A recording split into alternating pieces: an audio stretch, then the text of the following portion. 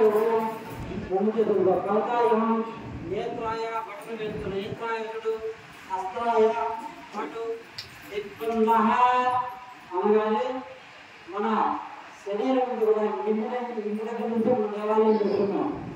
ఈ దేవాలయానికి వచ్చినప్పుడు మనము దారిలో ఏ చిన్న సేవలు ఎత్తినా అది అపరాధం కిందే వస్తుందంట.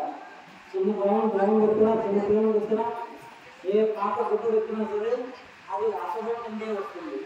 కాబట్టి దేవాలయం పెట్టినప్పుడు అశుభం కిందే ఉంటాం.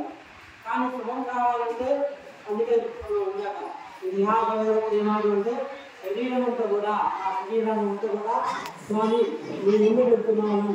విజయాదేవ ప్రేమాడు చంద్రమా ప్రేమాడు అంటే శేష మధ్య భాగాన మీరు చెప్పే మంత్రము కానీ బ్రహ్మలోక నుంచి కింద వరకు వచ్చేంత మంత్రం కూడా శేషరాగా శిఖ ప్రేమాడు శిఖ అని స్వామికి శరీరం చెప్పుకుంటున్నాను.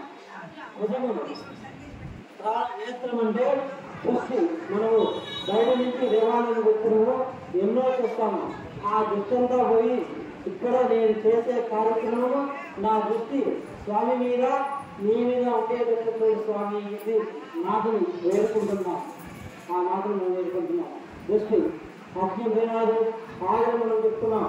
దిగ్బంధన హాని చేసాం అంటే మనం చేసేంత కూడా మంత్ర దిగ్బంధనలా ఉంటాము. పూర్వకాలంలో ఎట్లయితే తన మంత్ర చెప్పుతో ఒక గీత వేసి దిగ్బంధన పెడతాడు అంటే ఎటువంటి కూడా లోపల లేకుండా ఉండాలని. ఇప్పుడు మనం చేస్తున్నాం మంత్రం. అందుకే అకార ఉకార ముకార రూపం. అకార ఉకార మకారం. అకారం అంటే స్వామి కనిపిస్తుంది. ఉకారం మకారం అంటే గాలి రూపంలోనే. ఇది కలియుగం కాబట్టి గాలి రూపంలోనే స్వామి దర్శనమిస్తారు. ఏ సేవ చేసినా సరే